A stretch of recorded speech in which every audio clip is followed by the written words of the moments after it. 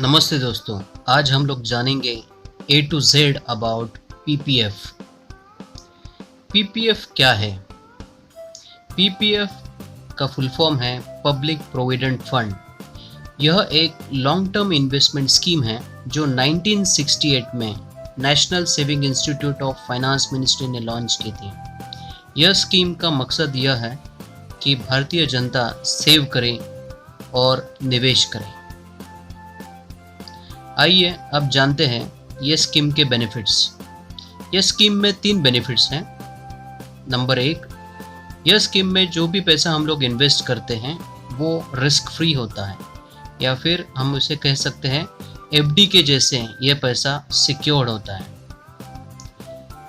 दूसरा बेनिफिट, इस PPF scheme में जो भी पैसा हम लोग कमाते हैं इंटरेस्ट के फॉर्म में, वह टैक्स फ्री होता है। ऑल्सो हम लोग जो पैसा इसमें इन्वेस्ट करते हैं वो एटीसी के अंडर उसके ऊपर हम लोग टैक्स रिबेट क्लेम कर सकते हैं। पीपीएफ 2 जगह पे ओपन किया जा सकता है। एक है पोस्ट ऑफिस और दूसरा है बैंक। बैंक जो प्राइवेट सेक्टर हो या फिर पब्लिक सेक्टर हो। आइए अब हम लोग जानते हैं पीपीएफ के बारे में कि कितना पैसा हम हर साल इन्वेस्ट कर सकते हैं। पीपीएफ में मैक्सिमम 1.5 लाख रुपया या फिर कम से कम 500 रुपया हर साल निवेश किया जा सकता है। पीपीएफ में हम लोग 15 साल के लिए निवेश कर सकते हैं। यह एक लॉन्ग टर्म प्लान है। इसे हम लोग लॉक इन पीरियड भी बोल सकते हैं। 15 साल के बाद में हम लोग इसे 5 साल के अंतराल में और बढ़ा सकते हैं।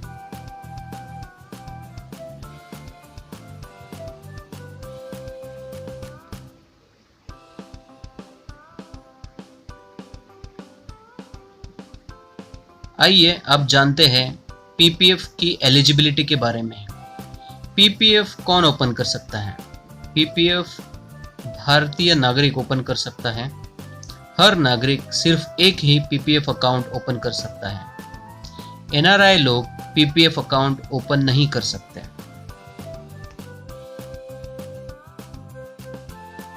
पीपीएफ में हमें कितना इंटरेस्ट मिलता है? पीपीएफ में हमें 7.5 से 9% इंटरेस्ट मिल सकता है। यह इंटरेस्ट भारतीय सरकार क्वार्टरली बेसिस पे अनाउंस करती है और यह इंटरेस्ट मंथली बेसिस पे कंपाउंड होते रहता है।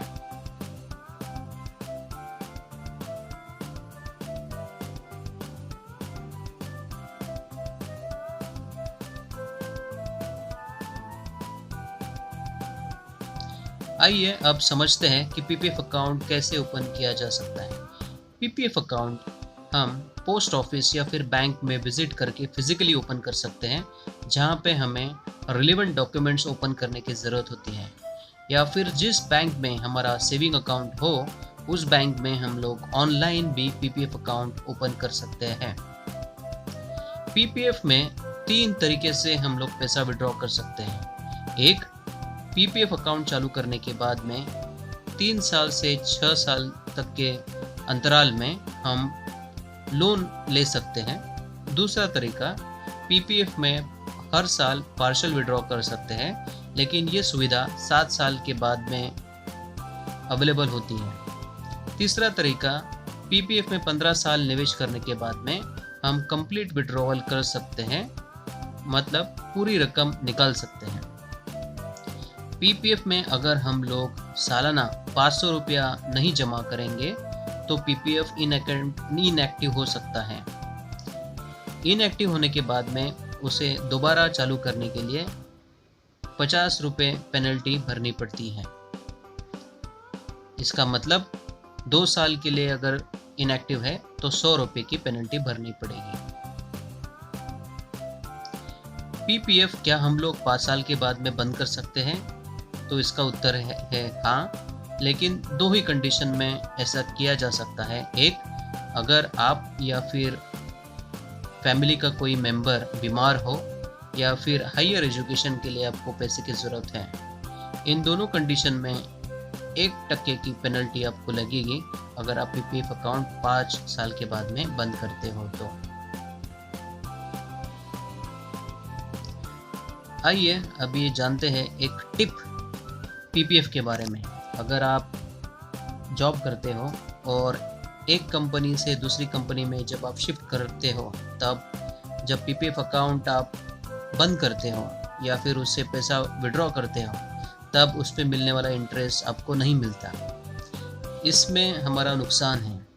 कैसे? तो अगर हम लोग एग्जाम्पल के हिसाब से देखते हैं, तो अगर कोई 30 साल के लिए पीपीएफ में पैसा जमा कर रहा है और उसको टच नहीं कर रहा है, तो 30 साल में अगर हम लोग मान लें कि 25 साल का इन्वेस्टमेंट हो गया है, तो कंपाउंड इंटरेस्ट रेट के हिसाब से 75 लाख का उसको इंटरेस्ट मिल सकता है, यानी कि 1 करोड़ तक का राशि हम लोगों को मिल सकती है।